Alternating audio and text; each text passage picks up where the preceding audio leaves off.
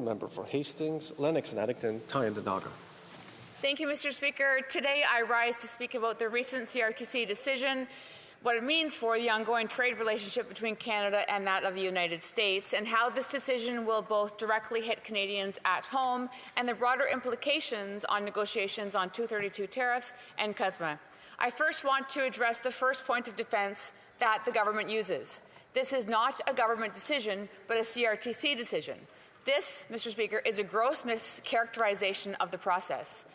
In the CRTC's own press release, they clearly indicate that this decision is a direct result of the organization's attempt to meet criteria set out in legislation introduced and passed by this government. The CRTC presser acknowledges, quote, "The CRTC is taking important steps to implement the Modernized Broadcasting Act, the Act, by updating how Canadian and Indigenous content is supported and made available. The Act requires the CRTC to modernize Canada's broadcasting framework and ensure that online broadcasters make meaningful contributions to Canadian and Indigenous content." That instruction came in the last Parliament under C11, the Online Streaming Act. I will remind the House that Conservatives raised objections to this legislation, including its potential impact to CUSMA negotiations months prior to the U.S. election.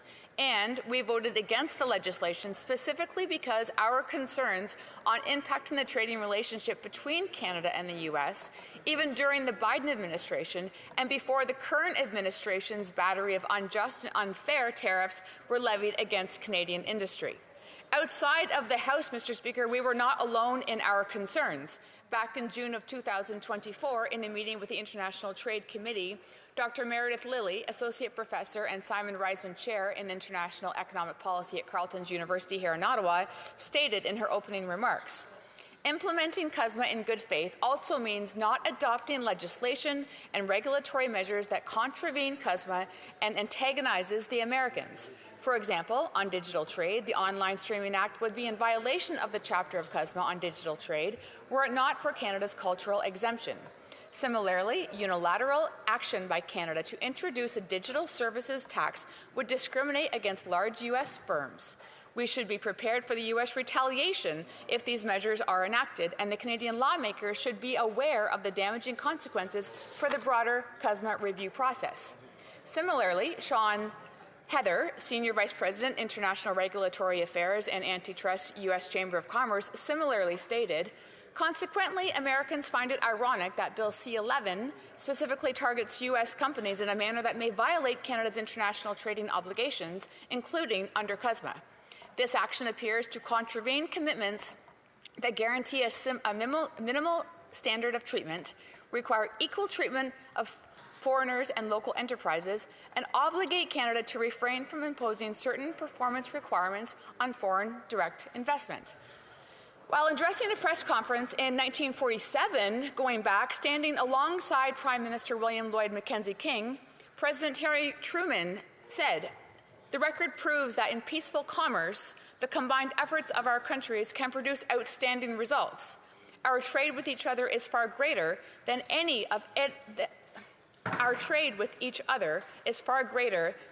of any other two nations on this earth." Mr. Speaker, everyone was telling not just this government, but all members in this place that the Online Streaming Act would have a negative effect on CUSMA talks. Now, we have the added issue of tariff negotiations as well, and all of this just for the initial 5%. This act gave the CRTC the power to do what they are doing. And as a result, that 5% has now tripled to 15%. And Mr. Speaker, the timing could not have been worse.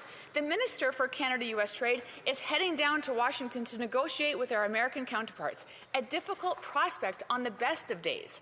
Now, he has to contend with a recent regulatory body tripling what they have viewed since 2024 as a trade irritant.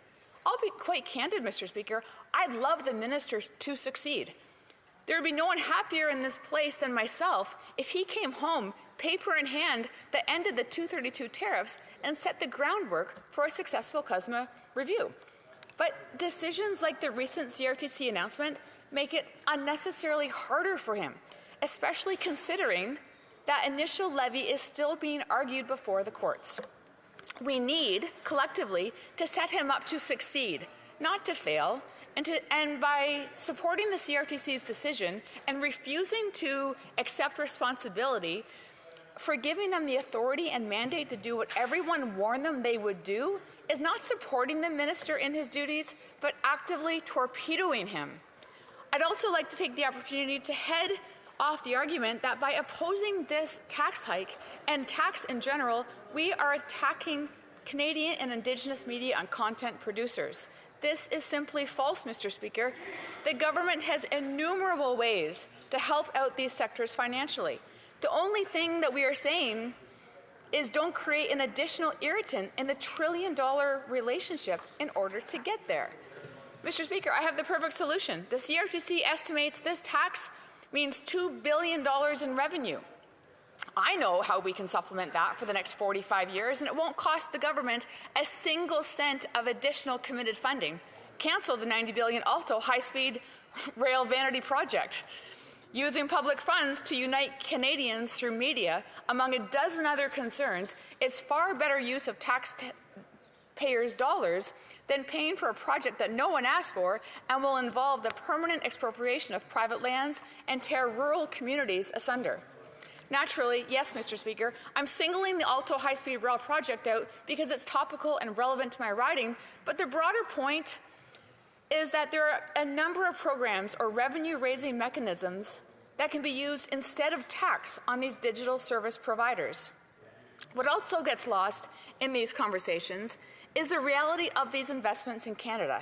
These companies, while American-owned, provide economic benefits alongside Canadian digital service providers. They provided $4.6 billion in 2024-2025 and were responsible for 86% of foreign productions that year. They support an estimated 85,000 Canadian jobs. And of course, Mr. Speaker, they're not happy. Motion Pictures Association CEO Charles Rifkin issued a statement on this matter, which in part read, "This burdensome framework unfairly targets global streamers with requirements that directly violate Canada's obligation under the USMCA, United States-Mexico-Canada Agreement. The decision also undermines the open market-based system that has helped fuel investment, job creation, and creative partnership across North America." Mr. Speaker, it's important to remember that these concerns about C-11, which led to the recent CRTC decisions affecting the Canada-US relationship, predated that of the Trump administration. They predated elbows up. They predated the current trade war. It may feel great to some listeners to dismiss the importance of this relationship and say, move on.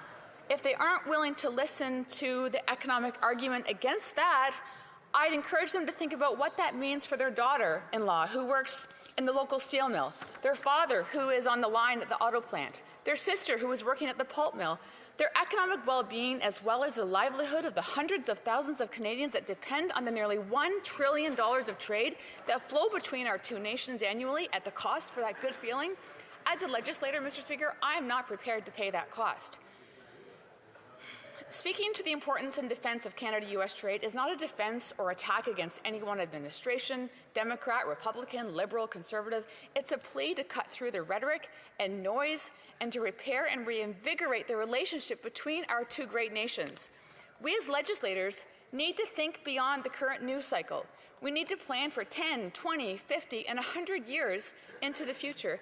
And yes, Mr. Speaker, that means diversification. But as the Prime Minister himself recently said, that also means deeper integration while building Fortress North America. Mr. Speaker, leaders on both sides of the border cannot change proximity. But we certainly need to do everything we can. I'm going to back up the bus here a little bit. Mr. Speaker, leaders on both sides of the border cannot change that one-part proximity. But we need certainty to change everything we can to restore that 9 parts goodwill and common sense. And getting rid of this tax hike is certainly a step in the right direction. Thank you. Questions and comments?